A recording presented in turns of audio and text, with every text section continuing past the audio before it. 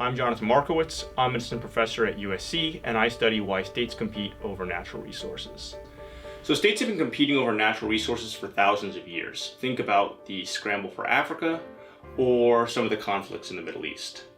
And the theory behind these wars was always pretty intuitive, which is states that are resource scarce, i.e. states that don't have enough resources, would go and try to take them from others. The good news is that today we have open markets and states can simply buy resources on those markets instead of having to take them. The conventional wisdom is that open markets have made resource wars a thing of the past. But lately we've seen something interesting. States that have lots of resources, like Putin's Russia or Saddam Hussein's Iraq, have projected military force to try and take even more resources. Why is this? My research shows that the conventional wisdom is wrong. Abundance does not matter as much as dependence.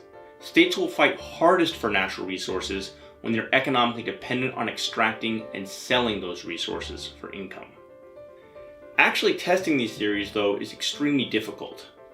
But climate change has provided us with a unique opportunity, or a natural experiment, because it's melting large swaths of ice, which is exposing huge reserves of oil and natural gas on the bottom of the Arctic Ocean floor. And we can go and see which states go and project military force and which states decide to stay home. My research on how states reacted to this opportunity turned into a book project called Perils of Plenty. Basically, I find that those states that are most economically dependent on natural resources, like Russia, and surprisingly Norway, are actually the most likely to invest in projecting military force to compete over those resources. What states make influences what they take.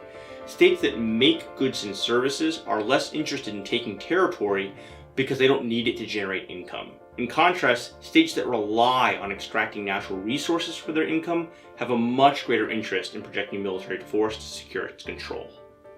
So what does this mean? If states grow wealthier as a result of resource extraction, then economic development may make states more willing to compete over resources, not less. This suggests that the risk of militarized resource competition should be highest in places like the Middle East and Africa. This is not because these countries are resource scarce, but rather because they are so resource abundant that they're economically dependent on those natural resources. Unless these resource-dependent states can break their addiction to oil and gas, they will have a strong interest in securing resource-rich territory.